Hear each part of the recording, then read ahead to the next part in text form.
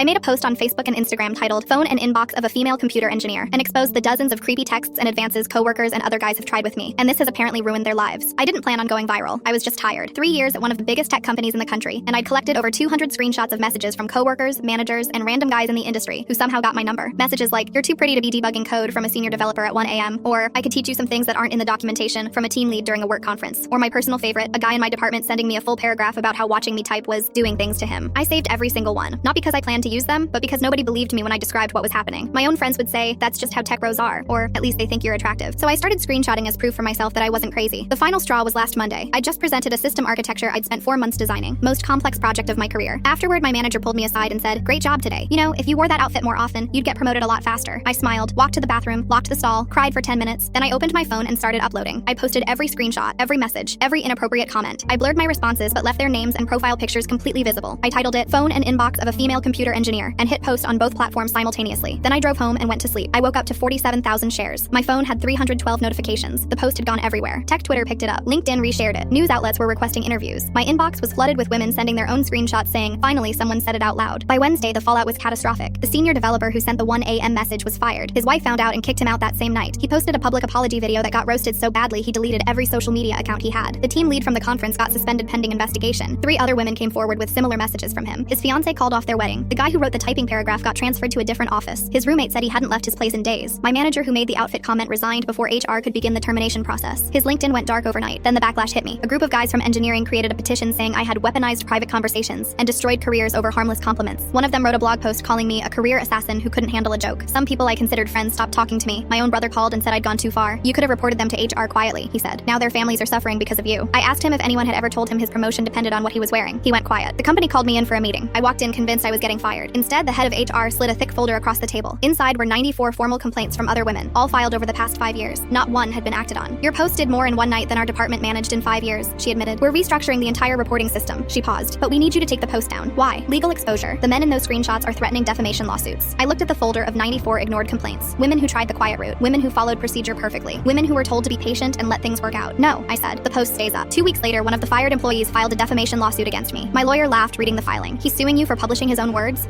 he typed and sent voluntarily?" The case got thrown out in 8 days. Last Friday, a girl who'd just been hired as a junior engineer stopped me in the hallway. She couldn't have been older than 22. "I almost didn't accept this job," she said quietly. "Then I saw your post and everything that changed because of it. I figured if you could survive this place, maybe I could too." I went to the bathroom again, locked the stall again, but this time I wasn't crying because I was broken. I was crying because something I did while breaking actually built something for someone else.